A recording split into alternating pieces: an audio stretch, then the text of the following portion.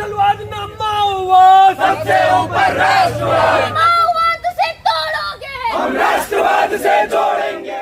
नक्सलियों के खिलाफ ये नारे उसी जमीन पर गूंज रहे हैं जिसे वामपंथ का अड्डा माना जाता रहा है। ये वही जगह है जहां से राष्ट्र विरोधी ताकतों को विटामिन की खुराक पिलाई जाती है। जी हां, आप सही समझ रहे हैं, ये दिल्ली का जेएनयू कैंपस है। वामपंथ की नर्सरी जेएनयू में नक्सलियों की धज्जियां उड़ा दी गई।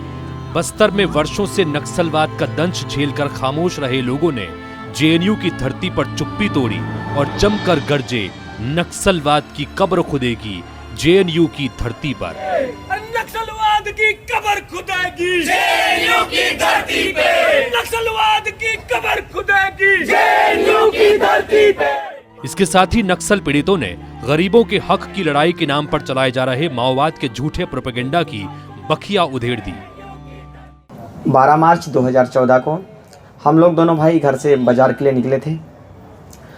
हमारे विषय में किसी मुखबिर ने नक्सलियों को गलत संदेश पहुंचा दिया था, जिस वजह से हम पर संदेह के दायरे में लेकर के हमारे ऊपर घटना को अंजाम दिया, जिसमें 3 अज्ञात नक्सलियों ने हमारे ऊपर हमला किया और हमारे बाजार स्थल में ही 3 राउंड फायर किया, जिसमें से 2 गोली मेरे भाई के सीने में लगी और तीसरा गोली उसको कोहनी को लगते हुए मेरे पैर के जांग को छलनी करते हुए निकल गया। बस्तर में नक्सलवाद के चलते हजारों लोग बेमौत मारे गए और इससे ज्यादा लोग हिंसा की चपेट में आकर तिल तिल कर मरने को मजबूर हैं।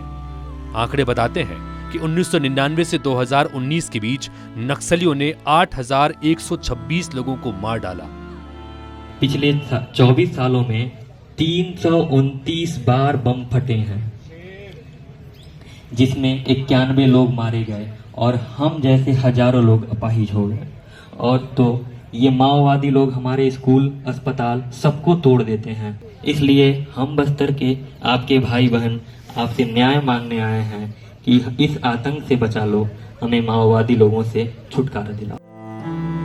दशकों तक बस्तर को अनसुना किया गया। खासकर वामपंथ के कथित बुद्धिजीवियों ने कभी भी बस्तर के लोगों का दर्द समझा ही नहीं। अब बस्तर के नक्सल पीड़ित अपनी पीड़ा सुनाने खुद दिल्ली पहुंच गए हैं। अब झूठ का प्रोपेगेंडा, फरेब का मरहम, वादों का छलावा और दिखावटी दोस्ती नहीं चलेगी। अब बस्तर बदल रहा है। माओवाद की कब्र खुदेगी जेएनयू की धरती पे, नक्सलवाद की चिता जलेगी जेएनयू की धरती पे। ये जानकारी आपको कैसी लगी कमेंट करके बताएं। सीजी टॉक छत्तीसगढ़ को लाइक, शेयर और सब्सक्राइब जरूर करें।